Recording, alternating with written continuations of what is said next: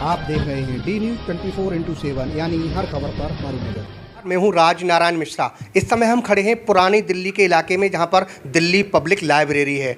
यहां पर Ireland embassy की तरफ से और दिल्ली पब्लिक लाइब्रेरी की तरफ से जो यूलिसेस नॉवल है उसके लिए एक इवेंट किया गया है, एक कार्यक्रम का आयोजन किया गया है।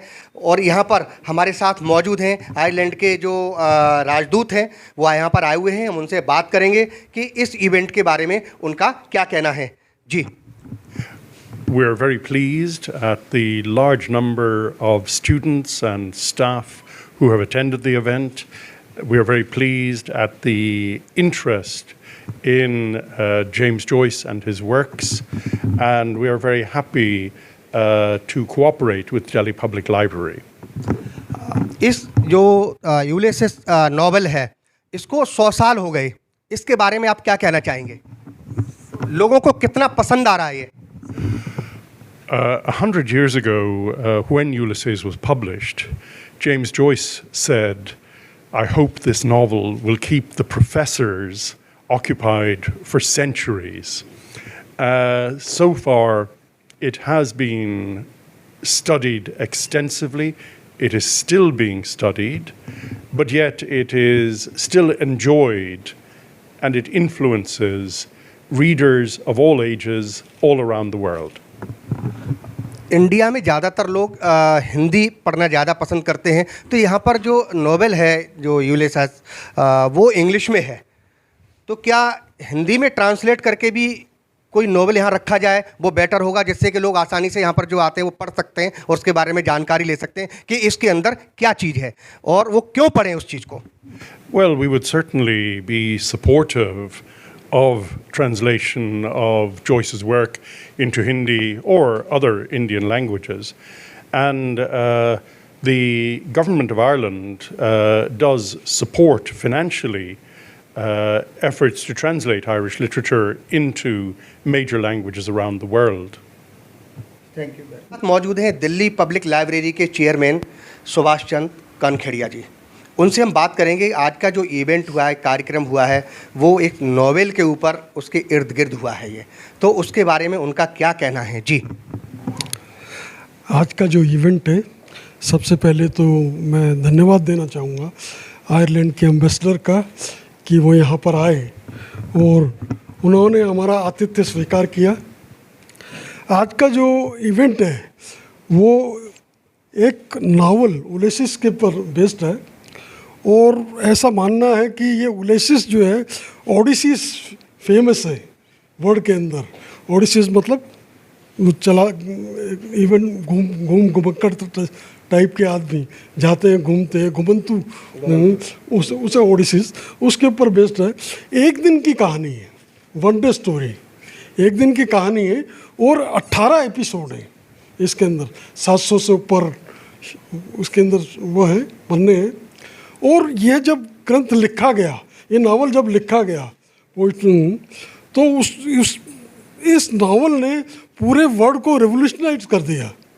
जॉयसी केवल 40 वर्ष के थे उस समय, केवल 40 वर्ष के, जब ये नावल पब्लिश हुआ तब ये 40 वर्ष के थे और इसने पूरे आयरलैंड में क्या पूरे वर्ल्ड के अंदर उस समय तहलका मचा दिया इसके बारे में।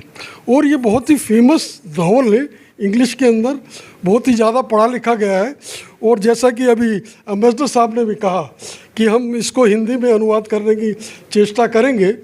और एक बात और मैं कहना चाहूँगा कि इनका जो लेखन जो है, अभी हमारे मित्र शर्मा जी ने एक बात बहुत ही अच्छी कही कि मुंशी प्रेमचंद को अगर हम इक्वेट करें तो वो मुंशी प्रेमचंद से इक्वेट करना चाहिए हिंदी के। और मुंशी प्रेमचंद हमारे बहुत ही माननीय, बहुत ही सम्माननीय और वो व्यक्ति जो जिंदगी के अंदर गरीबी के अंदर जी की। जैसे अभी थोड़े दिनों पहले ही मैंने एक बहुत मुंशी प्रेमचंद जी के बारे में करना चाहूँगा कि उन्होंने फ़ोटो खिंचवाया एक अपने वाइफ के साथ में फ़ोटो खिंचवाया, तो जो फ़ोटो खिंचवाया नीचे जूते फटे हुए हैं और वो पब्लिश हुआ गया भी। वो हरिशंकर परसाई एक व्यंग्यकार हैं, आप जानते हैं, प्रसिद्ध व्यंग्यकार हैं हिंदी के। हरिशंकर परसाई ने कहा कि इस व्यक्ति को देखो, इसके पास बेस्ट शूज़ फोटोग्राफ कर लेने के टाइम पर भी ये है। इस आदमी ने कभी ज़िंदगी में कपड़े कैसे होने चाहिए इसकी परवाह नहीं की। हजारों कहानियाँ लिख दी, नावल, बड़े बड़े नावल लिख दिए, और ग्रामीण जो परंपराएं हैं, मान्यताएं जो हैं, जो प्रॉब्लम्स हैं, उनको जीवट किया मुंशी प्रेमचंद ने। तो इस तरीके के व्यक्ति को जब हम इन जॉइसेस के साथ में इक्वेट करते हैं और हम मानते हैं, तो हमारा ये विश्वास है, हमारा ये धर्म है कि इस तरीके की चीज़ें वर्ल्ड वाइड जो है वसुधैव कुटुंबकम, उस भावना से प्रेरित हो। हम जो दूसरे इंग्लिश के अंदर, जो लिटरेचर के अंदर जिन्होंने अच्छा लिखा है, हम उनसे प्रेरणा लें, और जो कुछ हमारे साहित्यकारों ने लिखा उससे दूसरे देश प्रेरणा लें। मैं इन्हीं शब्दों के साथ जय हिंद। दिल्ली पब्लिक लाइब्रेरी के महानिदेशक रविंद्र कुमार शर्मा जी हमारे साथ मौजूद हैं। शर्मा जी, आज जो कार्यक्रम हुआ है, ये जो आपने अभी जो बोला था मुंशी प्रेमचंद का कंपैरिजन, जो यूलिसेस, ये जो नॉवेल है, एक दिन की कहानी है, जैसे कि अभी चेयरमैन साहब ने बताया कि एक दिन की वो कहानी है, तो जाहिर सी बात है कुछ इंटरेस्टेड कहानी है, लोगों को कुछ संदेश देती है, तभी लोग इसको पढ़ते हैं। इसके बारे में क्या कहना चाहेंगे आप? देखिए, मैं पहले तो आपको अपने दिल्ली पब्लिक लाइब्रेरी की तरफ से सबको धन्यवाद देना चाहता हूं, और एम्बेसडर वार्डन जी को, उन्होंने कोलैबोरेट किया हमारे साथ और हम इस एग्जीबिशन को कर पाए। मैंने जो प्रेमचंद जी के साथ इनकी तुलना की, जेम्स जॉयस की, उसका एक कारण था कि उन्होंने जो इश्यूज़ उठाए थे, जैसे आपने एम्बेसडर साहब की स्पीच में भी सुना होगा, उन्होंने बताया कि उन लोगों ने कि किस तरह से कोई चीज़ डिस्ट्रॉय होगी तो कैसे उसको बनाएंगे। तो जो पब्लिक की प्रॉब्लम्स हैं, जो सोसाइटी की जो प्रॉब्लम्स हैं, उसको उजागर किया।